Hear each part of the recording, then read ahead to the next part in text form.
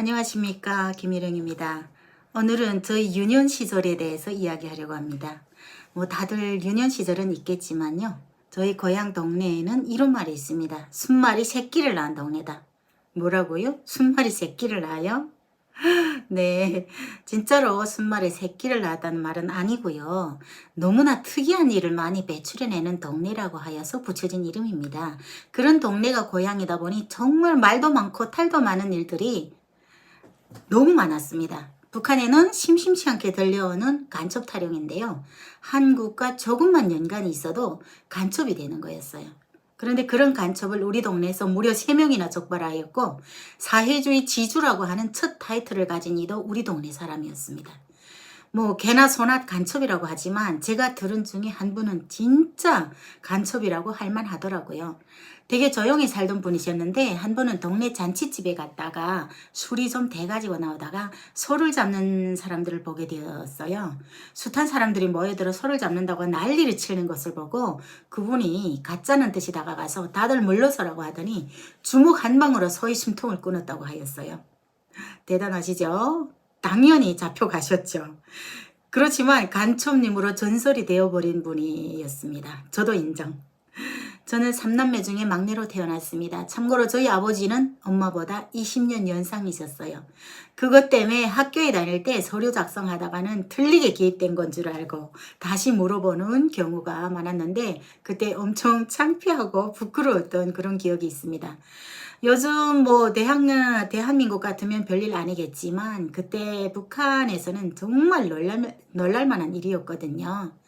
아버지는 평범한 직장인이었고요. 완전 잘생기셨어요. 그렇게 잘생긴 외모를 엄마가 좋아했었나 봐요. 지금 생각해보니 저희 엄마는 외모 지상주의자였던 것 같아요. 엄마는 열정 충만한 동네 인민반장이 있었어요. 첫 딸은 금딸이라고 태어난 언니는 너무 못생겨가지고 엄마가 밖에 나갈 때는요, 이불로 꽁꽁 싸매고 나가셨대요. 근데 언니가 정말 많이 순했대요.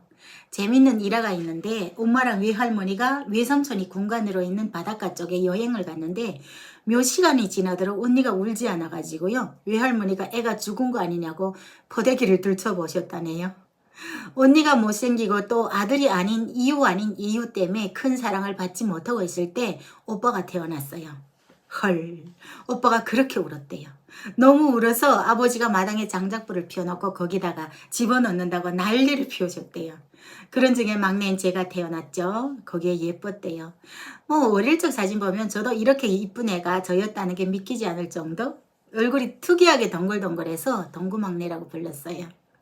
아버지가 특히 저를 많이 사랑해 주셨는데요. 북한에는 사과와 배, 감귤 이런 게 정말 귀한데 잔치집에나 가야 구경할 정도? 근데 아버지는 잔치집 갔다 오실 때는 꼭 주머니에 넣었다가 저에게만 주었습니다.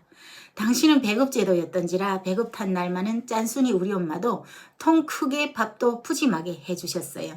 학교 갔다 돌아와서 허겁지겁 먹는 저를 보시면서 천천히 먹어라 체한다고 하시면서 세상 다정한 아버지 모습을 보이셨는데요. 근데 언니가 잘 먹는 걸 보면은요, 저건 왜 저리 미련하게 먹냐 이러셨죠. 우리 고향 쪽은 감자가 많은 고장인데요. 유튜브에 보면 대홍단 왕감자 노래 있잖아요. 이렇게 하죠. 둥글둥글 왕감자 대홍단 감자 너무 커서 하나를 못 다 먹겠죠. 감자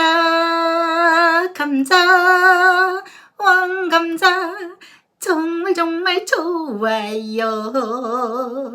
못 다 먹겠죠. 네, 여기서 나오는 그 대홍단이라는 지명이 우리 도내에 있었어요. 그러다 보니 밥은 감자를 넣어서 만드는데 간만에 한 번씩 감자를 먹으면 괜찮지만 삼시세끼를 먹으면 설사를 하더라고요.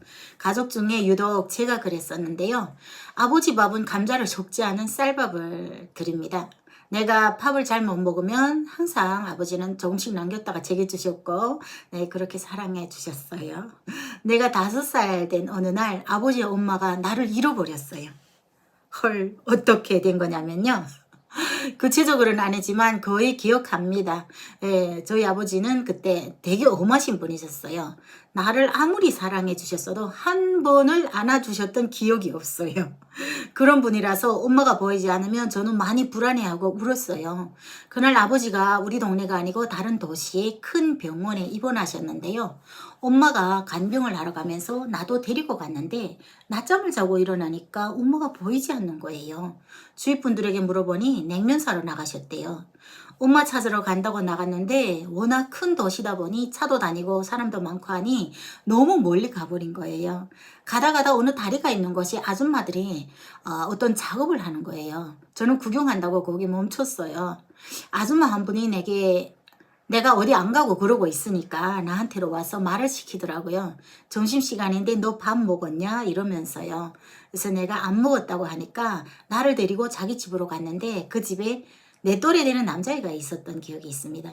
아줌마가 그때 누룽지 밥 같은 거 주셔서 먹고 다시 그분들 일하던 곳으로 날 데리고 나왔습니다.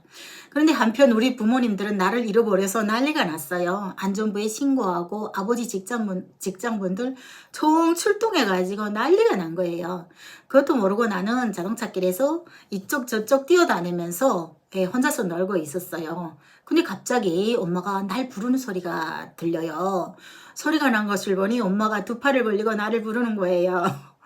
나는 엄마하고 소리 지르면서 엄마한테 가서 안겼고 엄마는 안전부로 가서 애를 찾았다고 하고 아버지 친구들도 너무 기뻐서 나를 거꾸로 메고 아버지가 있는 곳으로 데리고 왔댔어요.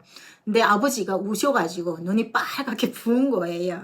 네, 그 무뚝뚝한 아버지가. 네, 근데 내가 뭐라고 했냐면 아버지 눈이 토끼 눈처럼 빨개 이러고 제잘거린 거예요. 그래서 주위 분들이 아이고 저걸 어쩌면 좋노 하면서 웃으셨던 기억이 나는데 네, 인민학교 여기로 말하면 초등학교죠. 초등학교 입학하니까 학급 반장을 시키더라고요. 여기 학교에서는 반장 선거를 통해서 하지만 북한에서는 선생님의 권한으로 반장을 뽑습니다.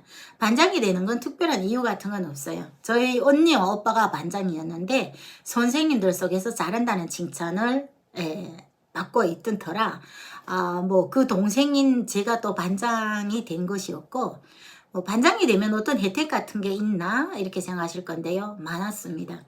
학교에서는 이것저것 걷어내가는 것이 엄청 많았는데요. 그런 걸 내가 받아가지고 내가 또 그 받은 아이들 서류를 만들어가지고 선생님한테 올리니까 뭐 제가 그런 걸 내지 않아도 되고 성적이 안 좋아도 선생님들이 대충 뭐 항상 최우동을 만들어 주셨어요. 이민학교에서부터 고등학교 졸업할 때까지 쭉 학급반장을 하였는데요. 선생님 말씀보다 제 말이 더 먹혀들었으니까 학급 통제를 잘했다고 자부합니다. 우리 집안의 가훈은 맞고 들어오지는 말아라 였는데요.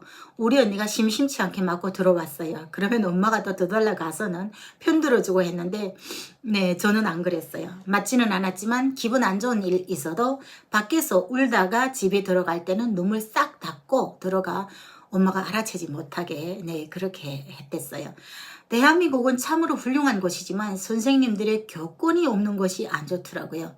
언젠가 그 드라마 빛나라 운수라는 드라마를 봤는데요. 거기서 부잣집 빛나가 착한 운수 선생님을 해끼치려고 자기 할머니한테 꼰질렀는데 할머니가 학생들 보는 앞에서 운수 선생님의 뺨을 때리는 거 보면서 야 드라마에서 저러니 실제는 얼마나 더 할까 하는 생각에 참 나쁘다고 생각 들었습니다.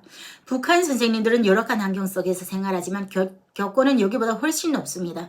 학생들 때리고 욕을 해도 그런 것이 당연한 것이고 선생님은 그렇게 해야 하는 것으로 알고 있습니다. 부모들도 진짜 심한 구타가 아닌 다음에는 대체로 넘어가는 상황. 그런데 우리 엄마는 달랐습니다. 한 번은 우리 언니를 때린 선생이 있었는데 학교 찾아가서 난리를 쳤습니다. 어디 선생이 학생을 때리냐고. 그리고 언니를 며칠 동안 학교 등교시키지 않았습니다.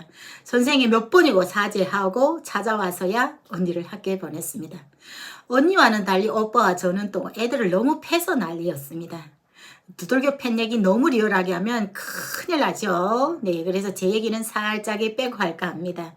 아무리 북한 얘기지만 괜히 그런 거 있잖아요. 네, 뭐 학교 폭력이니 뭐니 지나간 일이지만 해도 그래서 저희 오빠에 대해서만 얘기할 건데요. 저희 오빠는 전설의 주먹이었습니다. 북한 사람 치고는 드물게 덩치가 있고 기분 거슬리면 그냥 주먹으로 해결하는 그런 스타일. 네, 이름으로 안 불렸어요. 네, 우리 오빠 별명이 페라였는데요. 어린 아이부터 시작하여 노인까지 우리 오빠 모르면 간첩이었어요. 엄마는 맨날 오빠가 팬 애들 때문에 안전부에 불려가서 아들 교육 잘 시키겠다고 비판서 쓰고 오빠를 데려오고 또가 비판서 쓰고 오빠를 데려오고 네, 그게 연속이었었는데요. 그냥 두들겨 패는 짓만 하는 건 아니었고요. 오빠는 어르신들을 공경하는 사람이었습니다. 아버지가 돌아가시기 전까지 절대로 아버지 앞에서 술을 마시고 담배 피우는 모습을 보이지 않았습니다. 특히 부모님 앞에서 술, 담배 피우는 것은 불효라는 문화였기 때문에, 그리고 약한 사람 편을 또 잘 들어주는 의리남이었습니다. 우리 고장을 대표하는 인물을 물어볼 때 보통 그 동네에 페라를 아시냐고 물어볼 정도로 우리 오빠는 순마리 새끼를 낳았다는 동네 이름에 걸맞게 한 획을 큼직하게 남긴 사람이었습니다. 오빠를 생각할 때마다 주요미 가수님의 또 만났네요, 이런 노래가 생각납니다. 그 노래를 무척 즐겨 불렀었는데요. 특히 나도 모르게 생각만 해도 설레이는 내 마음, 이 구절을 즐겨 불렀어요. 그런 오빠가 한 번은 내게 머리띠하고 나비빈침을 사서 끼워줬는데 아직도 너무 오래전 일이긴 하지만 해도 그 모습이 잊혀지지 않습니다.